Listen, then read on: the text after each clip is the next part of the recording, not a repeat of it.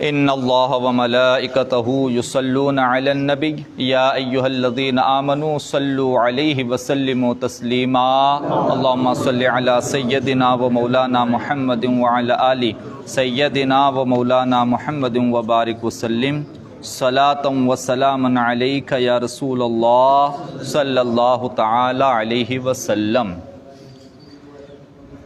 ایک سوال سے شروعات کرتے ہیں، پرانا سوال کر لیتے ہیں، غالباً 4-5 نشست پرانا، کہ آنکھ میں درد ہے، آنکھ دکھ رہی ہے، اور اس دکھتی آنکھ سے، درد والی آنکھ سے اگر پانی بہہ رہا ہے یا بہہ گیا تو وضو ٹوٹے گا کیا؟ ماشاءاللہ۔ درد والی آنکھ سے، جس میں بیماری کی وجہ سے درد ہو رہا ہو، اس سے اگر پانی بہا تو وضو ٹوٹ جائے گا۔ اچھا، ایک چیز اس میں غالباً وضو توڑنے والی چیزوں میں ایک چیز بیان کرنی رہ گئی کہ جسم کے کسی بھی حصے سے، جیسے زخم ہوا ہو یا بغیر زخم کے بھی، اگر جسم کے کسی بھی حصے سے خون نکل کر بہہ گیا تو وضو ٹوٹ جائے گا۔ وضو ٹوٹ گیا۔ زخم ہے، زخم سے خون یا پیپ بہہ رہا ہے، اگر وہ بہہ گیا نا تو وضو ٹوٹ جائے گا۔ یہ تو زخم کا ہو گیا۔ بغیر زخم کے یعنی کہ جیسے کبھی کبھی کسی کے ناک میں سے خون بہہ جاتا ہے، کبھی کسی کے کان میں سے خون بہہ جاتا ہے، تو اب ان صورتوں میں جب جسم میں سے کہیں سے بھی خون یا پیپ نکل کر بہہ گیا تو وضو ٹوٹ جائے گا۔ غسل نہیں ٹوٹے گا، وضو ٹوٹے گا۔ ہم کہہ رہے وضو ٹوٹے گا۔ اب اس میں ایک چیز سمجھنے والی یہ ہے کہ خون زخم سے خون نکلا مگر نکل کر بہا نہیں، یعنی اسی جگہ ابھرا رہا، اسی جگہ نکلا، نکل کر بہہ نہیں گیا تو وضو نہیں ٹوٹے گا۔ وضو کب ٹوٹے گا؟ جب بہہ جائے گا۔ اب اس میں ایک مسئلہ غالباً پوچھا بھی گیا تھا کہ خون، یہ جیسے کہ دکھتی آنکھ سے پانی بہہ رہا ہے یا خون نکل کے زخم ہے، کنٹینیو پانی بہہ رہا ہے، کسی کا کان بہنے کی بیماری ہوتی ہے، تو اب وہاں سے بھی اگر رطوبت لگاتار بہہ رہی ہے تو اب اس صورت میں کیا مسئلہ بنے گا نماز کا؟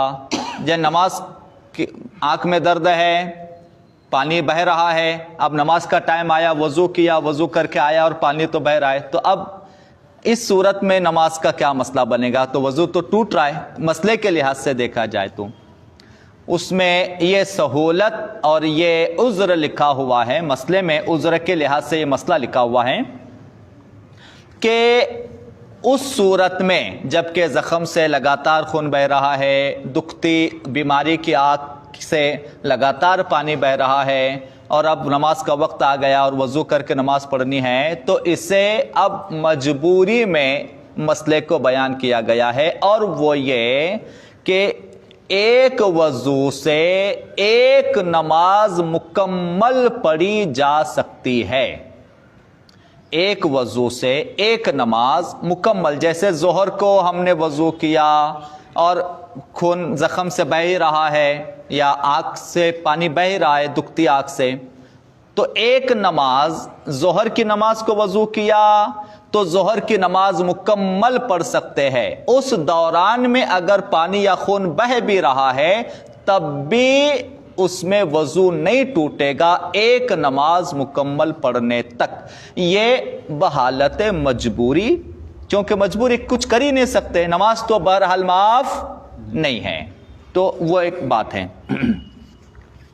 اچھا، اب چونکہ بیت الخلاء اور استنجا خانے میں جانے کے آداب بیان کیے جا رہے تھے. ایسی جگہ استنجا کرنا، طہارت کرنا منع ہے جہاں تیز ہوا چل رہی ہو. یہ کس لیے ہے؟ یہ پیشاب کے لیے ہے یہ مسئلہ کہ پیشاب کے چھینٹے نہیں اڑنے چاہیے.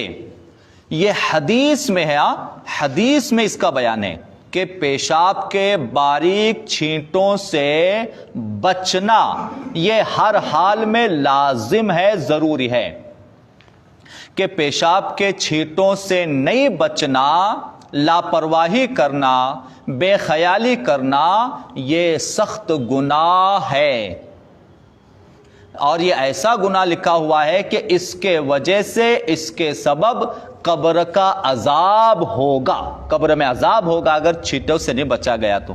بڑی مشہور حدیث ہے، حضور صلی اللہ تعالی علیہ وسلم حضرت ابو ہریرہ رضی اللہ تعالیٰ عنہ کے ساتھ ایک جگہ سے آ رہے تھے.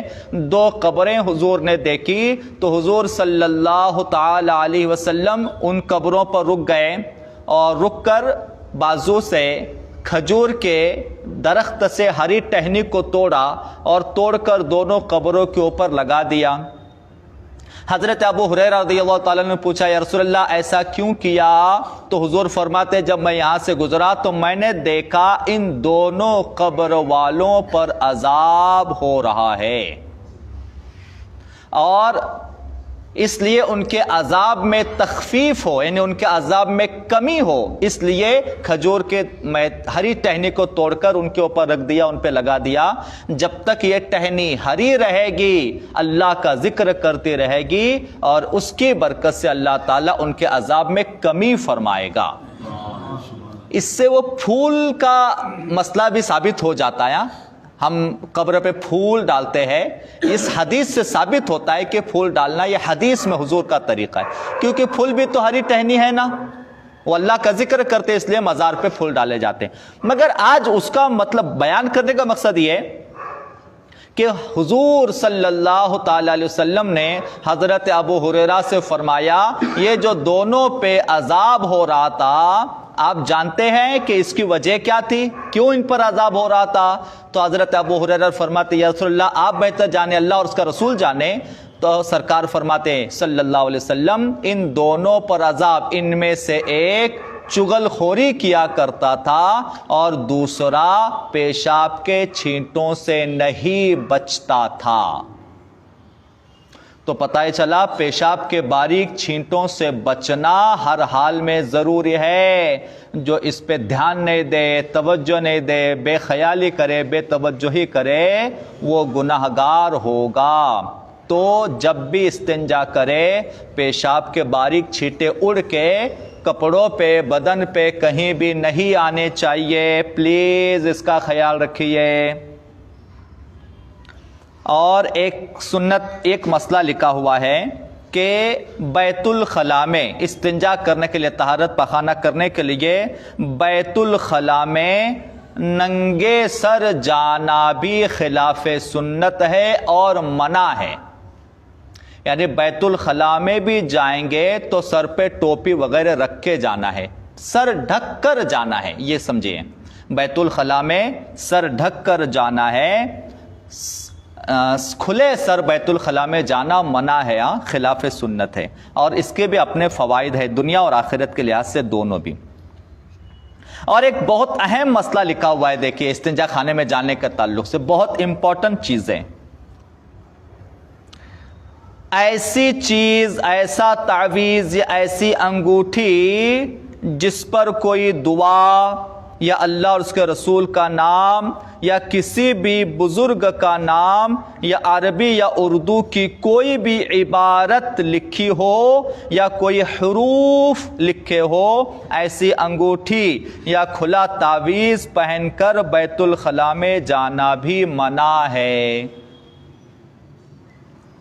تو ایسا کوئی تعویذ، یہ مسئلہ غالباً غسل کے اس میں بھی بیان ہو چکا ہے غسل کے مسائل میں بھی یہ بیان ہوا، مگر اس میں بھی یہی بات اور لکھا ہے مسئلہ کہ بیت الخلاء میں ایسے انگوٹھی پہن کر یا ایسا تعویذ پہن کر جس پہ کوئی عربی چیز لکھی ہو، ایسا پہن کر جانا منع ہے۔ ایک چیز سمجھیں، ایک تعویذ ہوتا ہے جو بند ہوتا ہے، پوری طرح سے پیک کیا جاتا ہے، اس کو کپڑے سے لپیٹ کر سل دیا جاتا ہے، اس تعویذ کے بارے میں منع ہی نہیں ہے۔ یعنی وہ تعویذ آپ کہیں بھی لے جاؤ، اس سے کوئی منع ہی نہیں ہے۔ یہ مسئلہ ہے کھلی چیز کے لیے، جیسے انگوٹھی ہے کھلی، اس پہ کھلا نظر آ رہا ہے کچھ، اور تعویذ ہے جس پہ کھلا نظر آ رہا ہے کوئی عربی عبارت، حروف۔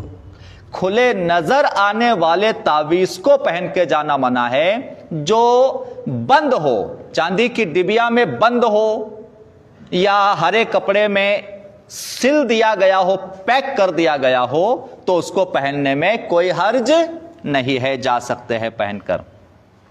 مگر سمجھ لے کھلے حروف والا تعویذ یا کھلے حروف والی انگوٹھی ویسے بھی پہننا منع ہے، وہ ویسے بھی نہیں پہننا چاہیے، اس کو منع کیا گیا کھلے حروف والی کو۔ خیر 11 منٹ ہو چکے ہیں، آگے کی بات انشاءاللہ کل بیان کی جائے گی۔ اللہ تعالی ہمیں سمجھنے کی توفیق عطا فرمائے۔ ان اللہ وملائکتہ یصلون علی النبی یا ایھا الذین آمنوا صلوا علیہ وسلموا تسلیما اللهم صل علی سیدنا و مولانا محمد وعلی آل سیدنا و مولانا محمد وبارک وسلم۔ سبحان ربک رب العزة عما یصفون وسلام علی المرسلین والحمد للہ رب العالمین۔